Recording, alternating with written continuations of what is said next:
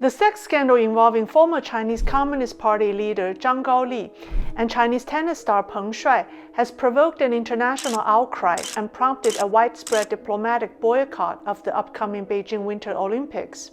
The Chinese Communist regime has thoroughly censored the story inside China.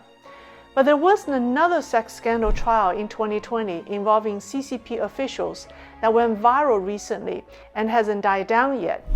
That scandal is even more sensational and may end up implicating a current party leader. Hello everyone, welcome to my show. I'm Lei.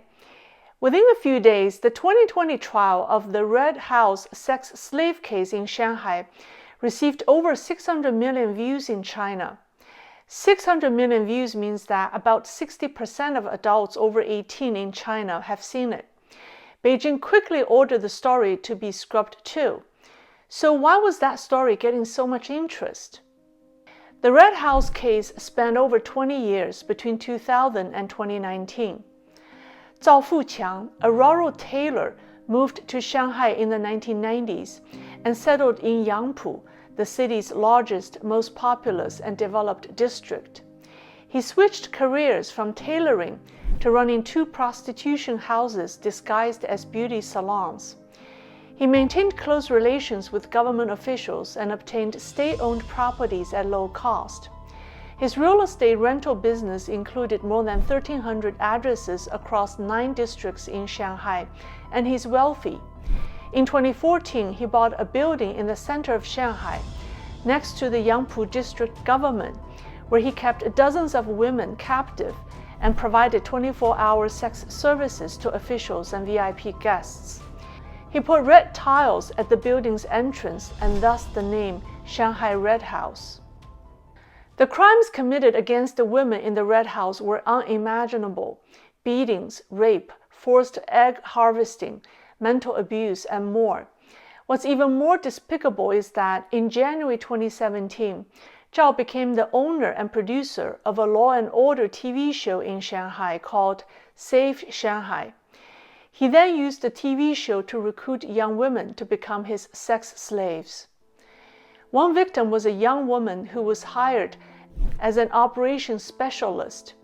She had just returned to China from studying in the United States because her father's business was in trouble. Let's call her Jane. Jane was a little suspicious of Zhao initially, but after seeing how local officials praised him, she thought it might not be a bad job. Promising to help her father's business, Zhao seduced her. Then Jane found out that she was trapped in the Red House and couldn't leave. She refused to be a prostitute and was beaten and raped. A few months later, when she had the chance to go to a bank, Jane signaled the bank staff to call the police. She then stayed at the police station for 5 to 6 hours and showed them the bruises on her body. But the police did nothing and told her she should return to Zhao. Eventually, her captor came to the police station to pick her up. After that, Jane was closely monitored. She was repeatedly injected with drugs to induce ovulation and then taken to a clinic to have her eggs forcibly harvested without anesthesia.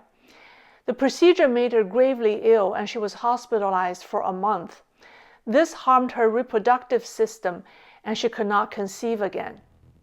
Jane tried to escape a second time and Zhao picked her up again at the police station.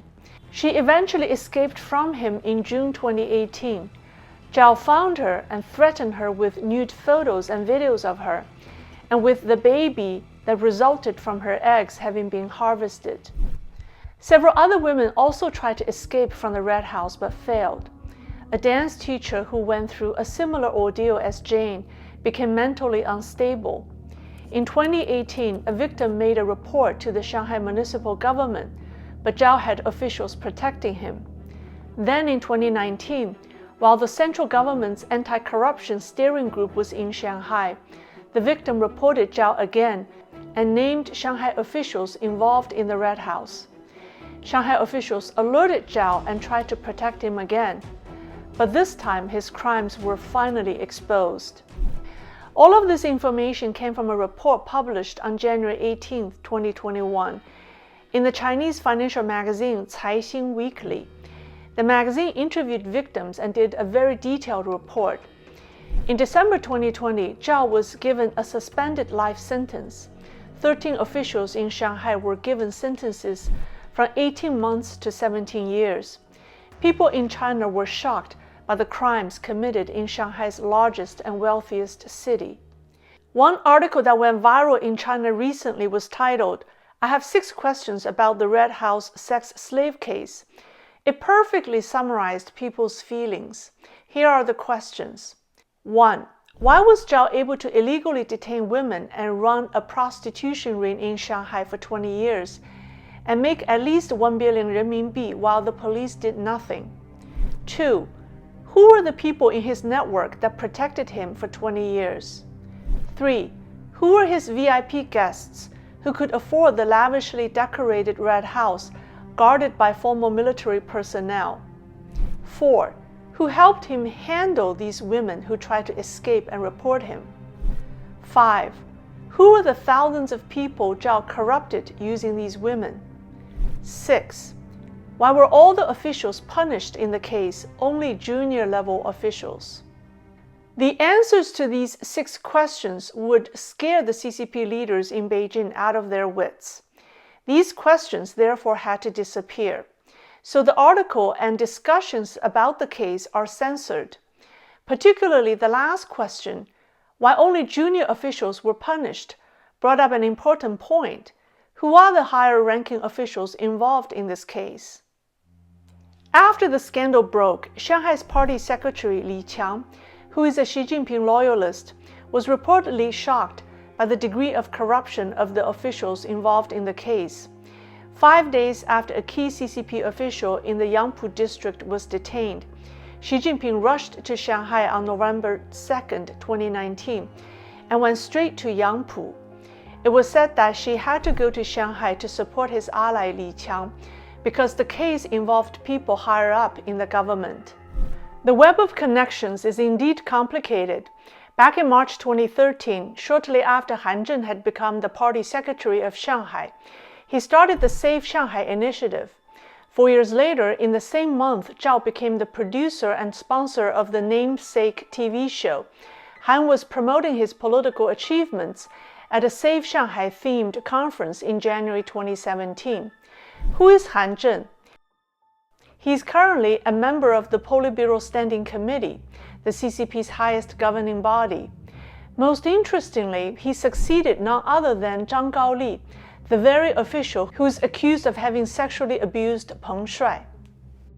The CCP has a rule that when a Politburo Standing Committee member retires, he can choose the next official to succeed him. So Zhang Gaoli chose Han Zheng. Both of them belong to the Jiang Zemin faction, and Shanghai has been a political stronghold of the Jiang faction. Jiang's nephew, Wu Zhiming, was known as the king of political and legal affairs in Shanghai, to which all levels of officials in the city's political circles pay homage. How Xi Jinping will deal with these individuals will be interesting to watch. Beijing is probably hoping to make it through the Olympics first, but both cases unsettle the minds of the CCP leadership. If Beijing didn't censor Peng Shuai's story, the old Red House story might have been forgotten. It's the curiosity factor that generated by the censorship made people go digging. The more you censor something, the more people want to know, and the more they will find out. Cases like these are just the tip of the iceberg, and victims like Peng Shuai and Jane aren't a small number. Who knows what will come up next? Please support these women by sharing this video. That's all for today. Thank you for watching. I'll see you soon.